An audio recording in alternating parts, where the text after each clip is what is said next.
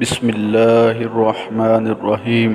अल्लाह के नाम से शुरू जो बड़ा मेहरबान और निहायत रहम करने वाला है।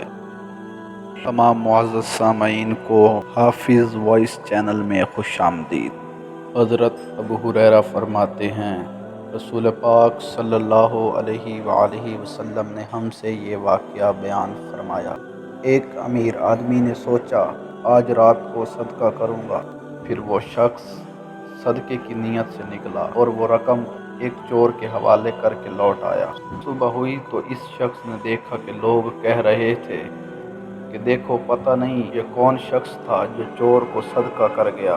जब इस मालदार को ये मालूम हुआ तो इसने दिल में कहा, ऐ अल्लाह, तमाम तारीफ़ें आप ही के लिए हैं, आज रात को मैं फिर दोबारा सदका करूँगा। चनाचा वो दूसरी रात को निकला और गलती से ज़ानी को सदका देकर आ गया। सुबह को लोग बातें कर रहे थे कि पता नहीं ये कौन शख्स है जो ज़ानी को सदका देकर गया है। जब इसे ये मालूम हुआ तो कहने लगा, ऐ अल्लाह, तमाम तारीफ़ें आप ही के लिए हैं, आज रात फिर मैं दोबारा ज़रूर सदका करूँ। फिर वो तीसरे दिन सदका करने के लिए निकला और गलती से मालदार को सदका देकर आ गया। जब सुबह इसे मालूम हुआ कि मैंने तीसरी मरतबा भी गलत जगह सदका दे दिया। चोर, ज़ानी और मालदार को सदका देना सही नहीं, इत्तफ़ाक़न यही मेरे हिस्से में आया। फिर इस शख्स को एक गैबी आवाज़ आई।